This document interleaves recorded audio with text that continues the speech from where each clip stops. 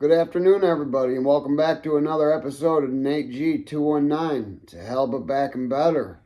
Hope everybody had a great Thanksgiving. It's Saturday, November 26th, and I'm going to tell you about my first day in prison. Not county jail. I'm going to tell you about prison first. That's a lot more interesting. And of course, your road to prison it's a long one. You spend a bit of time in county, and then you got to go to a reception center. Ours is called RDC. You cannot be there in between a week, and I've heard of people being there for a couple months, but average is a couple weeks.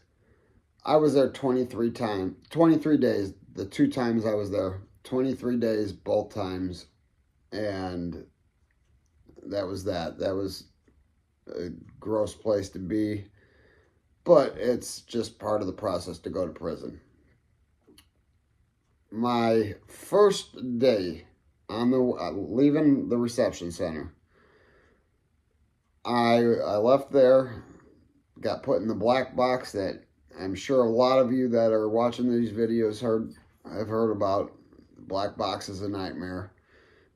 They chain your hands, one like this, in a black box. It's chained to you, so your hands are out, and then you're shackled, and your shackles are chained to the black box. So it's very limited movement, and depending on how far you got to go, it's hell. I had to go from Indianapolis to Michigan City, which is about 3 hours, 2.5, 3 hours by car, just going straight there. But of course, we had to make a stop. Actually, we had to make 2 stops before my facility. My facility was the 3rd and final stop that day. Our first stop was at Westville. Westville is one hell of a penitentiary from what I understand. At least it used to be. It's not as bad as it used to be, but it's still a bad place to be. Axl Rose was there back in the 80s, and rumor had it Welcome to the Jungle was written about it, but Welcome to the Jungle was not written about Westville. There is a song, and I can't think of it off the top of my head, but William Axl Rose is from Indiana and was in Westville Penitentiary at one point in time. But we make a stop there, drop a dozen people off or something. They're going to a level 1 facility. It's called R-Dorm. They were level 1 offenders. So, hour and a half there, dropping them off and letting us use the restroom, which you're in shackles. It's virtually impossible to use the restroom at all.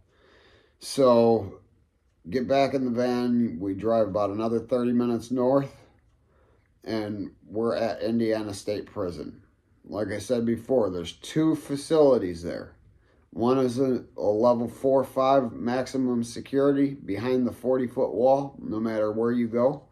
The other is a level 2/1 camp that is outside of the 40-foot wall. When you're at rec at the lakeside, the level 1-2 facility, you will be playing handball against the 40-foot wall, the opposite side of where the lifers are.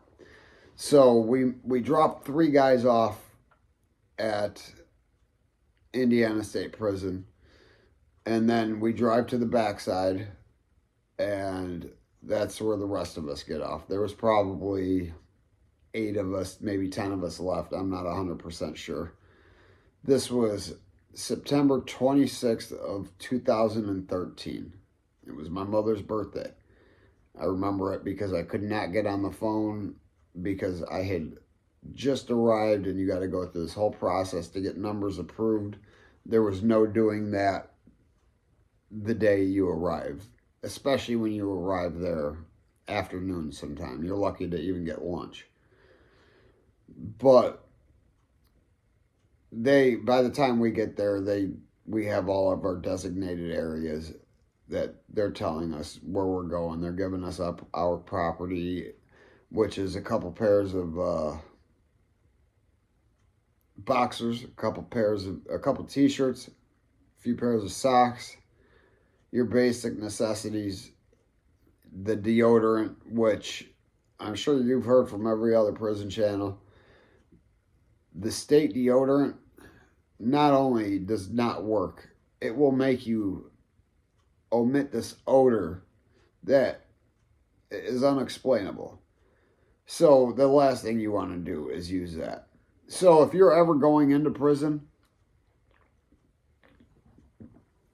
although it's illegal, while you're still in county, you need to figure out if you've got somebody on the outside to move money around for you so you can have illegal currency. I'm not sure exactly how they're doing it now. I'm sure Cash App has a lot to do with it.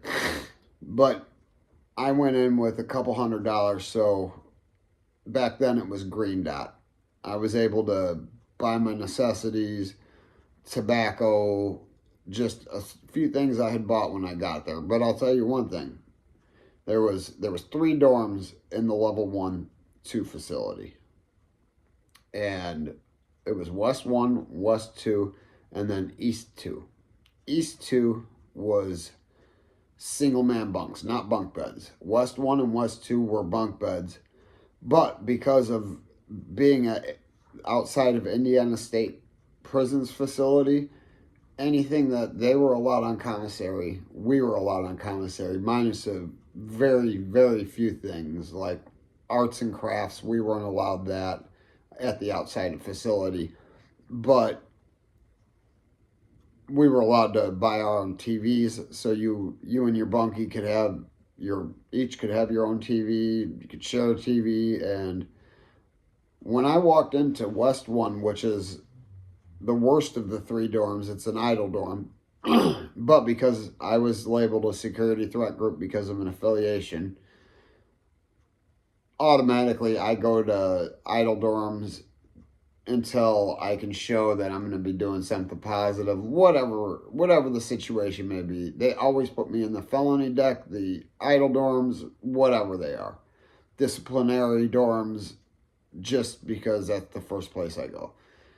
Well, I walked in, and might I add, smoking cigarettes is not legal in Indiana State Prison. When I walked in, you would have thought you walked into a bar in 2005. The smoke was so thick that you couldn't see through the other side of the dorm because the clouds of smoke. Everybody was just smoking cigarettes like they were allowed to do it. Blew my mind. But I get my bunk assignment, row 8, bunk 1, upper. Happened to know my bunkie. Well, kind of knew him. We were from the same county, and he had some connections in there. I can say that, but I can also say that he really wasn't a stand-up individual. He did have a cell phone until others decided he wasn't allowed to have his own cell phone anymore. And then I watched him even rent his phone back from the people that took it from him. Open hand smacked him and took it from him. This is later on. The guy was a pussy. Now this camp, there wasn't a lot of knife pushing there. There was a lot of fighting though. A lot of fighting. Every day there was fighting. Every day there was people checking in to go to a different camp because of the money they owed out, because of drug debts, whatever the reason. There was people on a daily basis in and out of there. So you'd get close to a couple guys, and next thing you know, one of your best mates was gone. Your closest homies at that time was gone. But I was only at that camp for 6 or 7 months. January rolls around. Like I said, I had a bunkie that was soft as wet baby shit. I had paid a debt for him. He got himself into a little minor debt, and I paid $25, but I told him his headphones were now mine. Like, I told him he was allowed to use them, but somebody did not, no, nobody else knew that that was the deal that we had going on. I had paid his debt to get him out of debt so he didn't get beat up a couple weeks before he went home. Well, we went to lunch that day to Chow, which is just in the same building. It's, like I said, 350 people. Everybody goes at the same, well, every dorm goes at their own time. You know, you go with your own dorm. And when we come back, the headphones are gone. Figured out who took them later on. Ended up in a fight. I still won the fight. I choked him out with the left arm guillotine, but that wasn't before I had gotten slammed and my wrist got broke. My arm was twisted sideways. Resulted in having to have surgery and all sorts of crap. I got a metal rod in my wrist. But that man still tapped out before I did. I was holding on for dear life. I'm not going to lie. I had him holding him and squeezing him because I knew if I let go, there was nothing I was going to be able to do. And I'm right-handed. It broke my right wrist. I was done. I was just so grateful that he had tapped out and said he had had enough. And his buddies pulled him back, and then we realized my wrist was broke, but that's another story.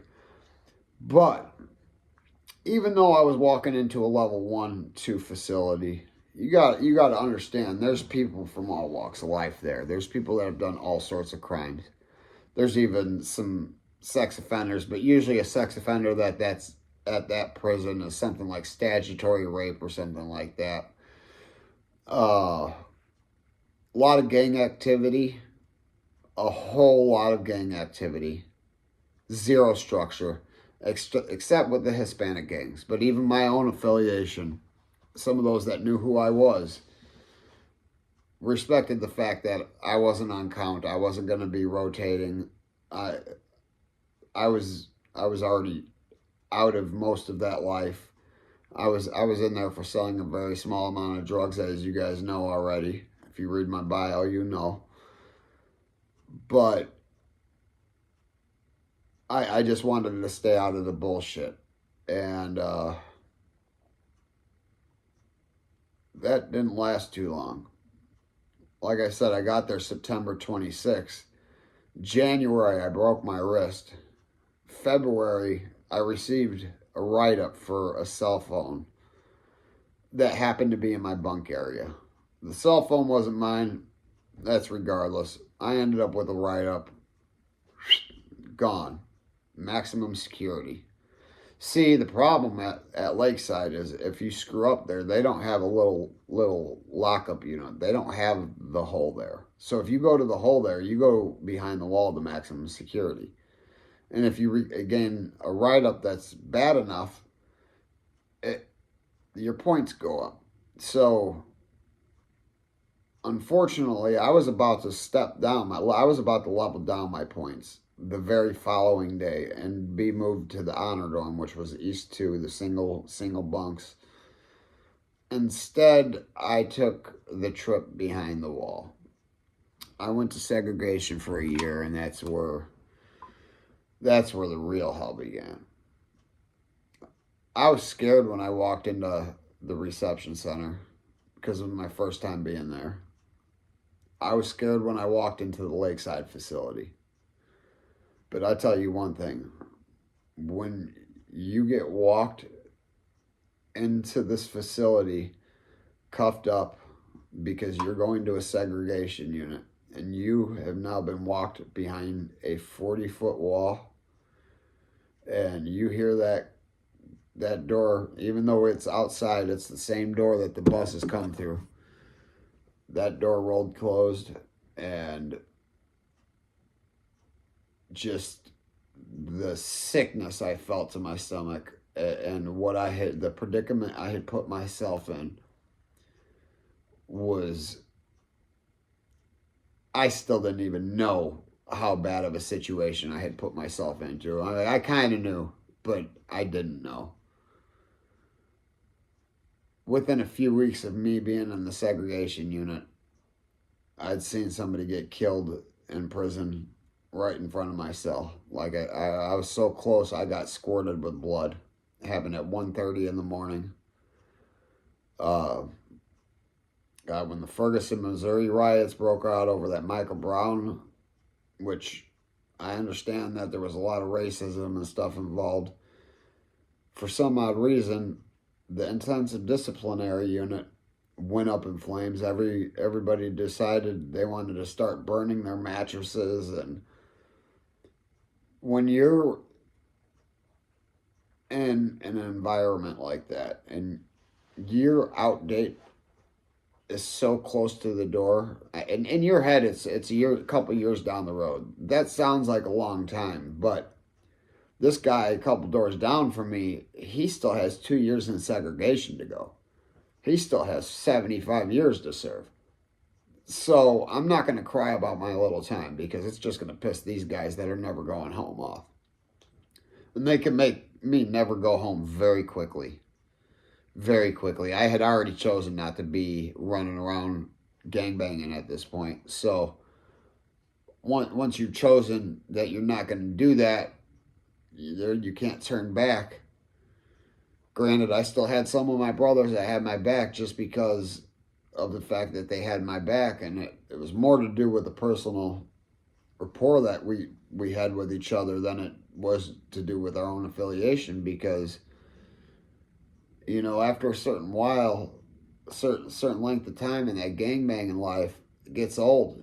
It gets really old. Even if you're in prison, you don't want to gangbang when you're 35. No matter, you still got 10 years to go, you don't want to be involved in that sometimes. Some people just get burned out. They get burned out on the politics, especially the hypocritical politics. There's so many hypocritical politics when it comes to being in an affiliation, especially when you're in prison, because laws change, rules change.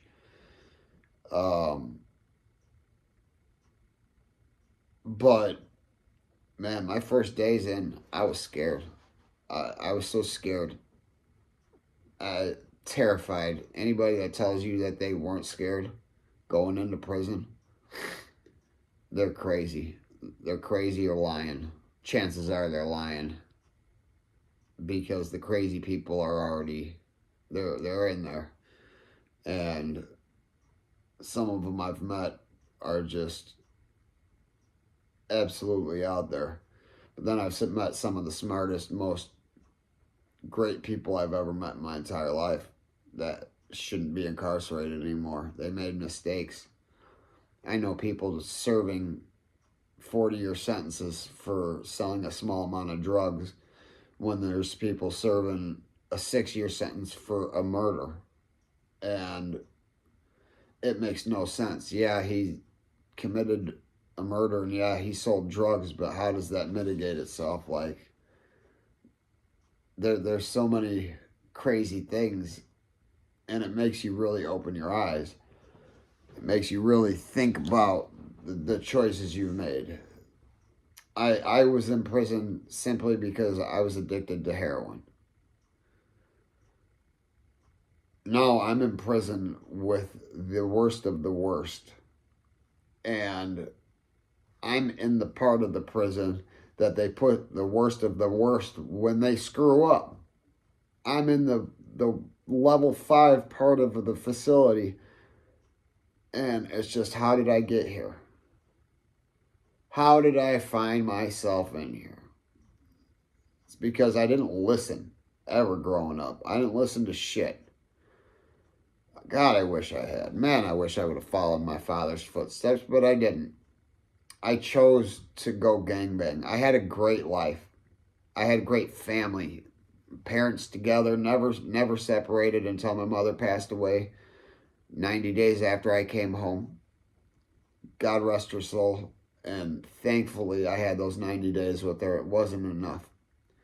I came home September 28th of 2015 from Indiana State Prison.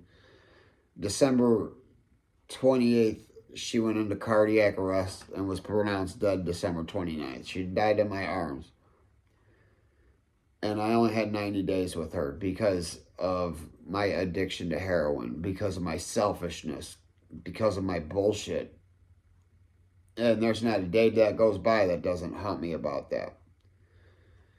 But there's also not a day that goes by that I don't remember being in prison. There's not a day that goes by that doesn't make me think twice about doing something stupid. Therefore, I just try not to do stupid things. I don't have another prison bit in me. I don't have it. But that's just another little story about my first days and a couple of my little experiences along the way. My next video, I think, is going to be another one on Ariel. That's well overdue. I'm waiting for a letter back from him. But I also, just a little update, I started an Instagram specifically because of the YouTube channel. It is NateG_219. That again, NateG_219. I also have my regular Instagram, but I'm going to really try to get this channel out there. I really want to share stories, and I really want to try to help some prison reform. I would really like to try to help my friend Ariel get back into court and get a proper hearing and consideration of giving this man a second chance. There's no reason he's got to wait 85 years until he's 100 before he's heard by parole. There's no reason for that. But please hit that like and subscribe and share. If you want to support the cause, my Cash App is NateG21964. It's NateG21964. And again, my Instagram, NateG_219. It's another one at you. Thanks.